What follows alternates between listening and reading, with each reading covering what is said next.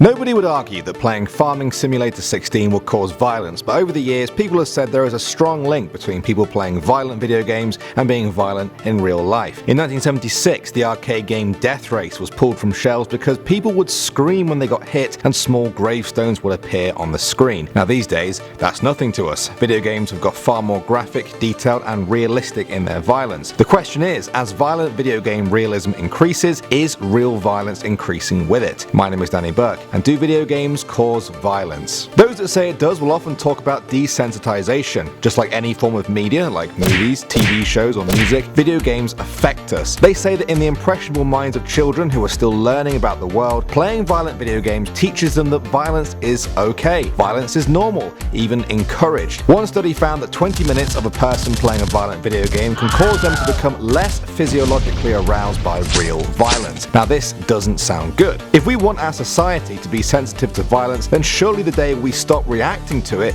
is the day it becomes a normal part of life. There is also the argument that playing violent video games can cause more violent thoughts and feelings, and that these will become real acts one day. However, those on the other side say that any studies that have found playing violent video games causes violent thoughts have only looked at the short term. They say that of course, playing a violent video game will get your blood pumping with adrenaline and may leave you with violent thoughts, but only in the short term. A sad movie may leave you feeling down for a while, but it won't lead to depression. Reading a scary book may give you the chills, but when you put it down, you won't be scared to leave your house for weeks. We know the difference between reality and fiction. Just because our brains have aggressive thoughts during or slightly after video games, that doesn't mean we think it's normal for that violence to occur in the real world. But those that say video games do cause violence say they are not the same as other forms of media. A US Supreme Court brief in 2009 claimed that the interactive nature of video games is vastly different than passively listening to music,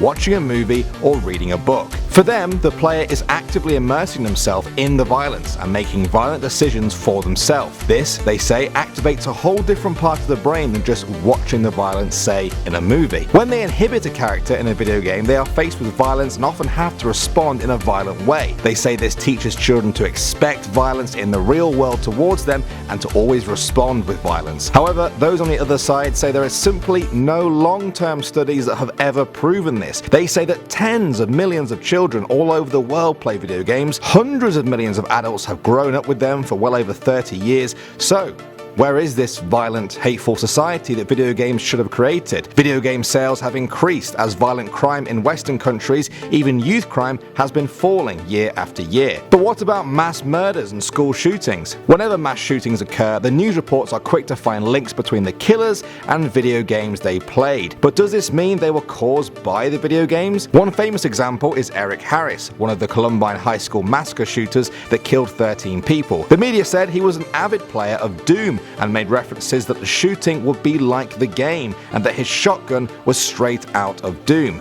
But other people say, so what? Eric Harris was mentally ill. Doom has been played by millions of people around the world that didn't then go on a killing rampage. They say there is a far stronger correlation between mental health, family and school life with violence and mass shootings than there is with video games. Linking school shootings with video games also ignores the fact that school shooters are young and video game players are young. One study found that 90% of boys play video games regularly, but wouldn't it be crazy to say that 90% of males are more violent or capable of mass shootings because of video games? Ultimately, this might not be a black and white issue. There is something to take from both sides. Of course, letting a 5-year-old child play Call of Duty for 5 hours a day is probably going to have negative consequences, perhaps even violent ones. But that's why we as a society give media specific age ratings. That movie says PG for a reason. That album says explicit lyrics for a reason. That video game says 18 for a reason. We understand that although children will not automatically become the media they consume, they do also imitate and learn from them to an extent. It's up to us as a society to not just outright ban graphic forms of media, but control them better perhaps.